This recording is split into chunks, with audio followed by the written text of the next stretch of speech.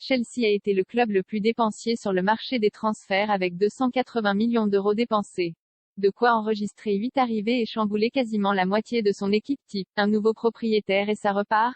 Le Chelsea de Todd Boehly a plus dépensé que n'importe qui, cet été sur le marché des transferts. La folie des grandeurs est de retour dans le sud-ouest de Londres et on se croirait transporté quelques années en arrière, à la grande époque de Roman Abramovich, l'ancien patron des Blues. En un été, l'équipe de Thomas Tuchel s'est retrouvée remaniée quasiment de moitié. 183 millions pour une nouvelle défense, ça s'est joué à quelques millions d'euros, mais finalement, Chelsea n'a pas établi le record du défenseur le plus cher de l'histoire du football en recrutant Wesley Fofana.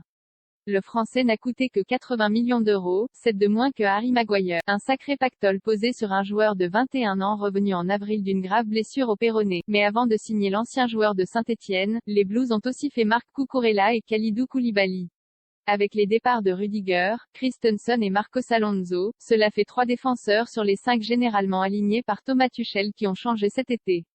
Fofana n'a pas encore joué avec son nouveau club, mais Cucurella et Koulibaly, eux, sont déjà installés comme titulaires. Il reste donc 2 places pour 3 candidats, Thiago Silva, Reece James et César Azpilicueta, l'Espagnol ayant l'avantage de pouvoir jouer à la fois dans l'axe et sur le côté droit. Aubameyang et Sterling remplacent Lukaku et Werner en attaque aussi. Chelsea a remplacé numériquement ses départs, mais cela s'est fait sur le gong. Si le recrutement de Raheem Sterling a été bouclé assez tôt dans l'été pour que l'Anglais dispute la préparation avec Chelsea et fasse déjà la différence en Première Ligue, celui de Pierre-Emerick Aubameyang aura été finalisé le dernier jour du mercato. Pourtant, Chelsea avait un besoin évident à son poste. En plus du Gabonais, les Blues n'ont qu'un seul avant-centre de métier, Armando Broja. Si Thomas Tuchel a déjà montré qu'il pouvait jouer sans véritable numéro 9, avec Havertz, Pulisic ou même Mount en pointe, l'arrivée d'Aubameyang, que l'entraîneur allemand connaît bien et apprécie depuis leurs années communes à Dortmund, offre davantage de possibilités tactiques.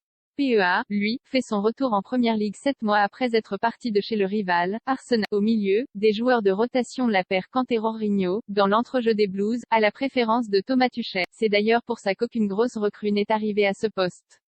En revanche, les blessures à répétition qui touchent le Français depuis plusieurs saisons obligent le staff de Chelsea à anticiper. C'est le sens de la venue en prêt de Denis Zakaria, arrivé de la Juventus et qui devrait être utile très prochainement avec la blessure musculaire de Kanté. Conor Gallagher, lui, n'est pas une véritable recrue puisqu'il appartenait déjà à Chelsea.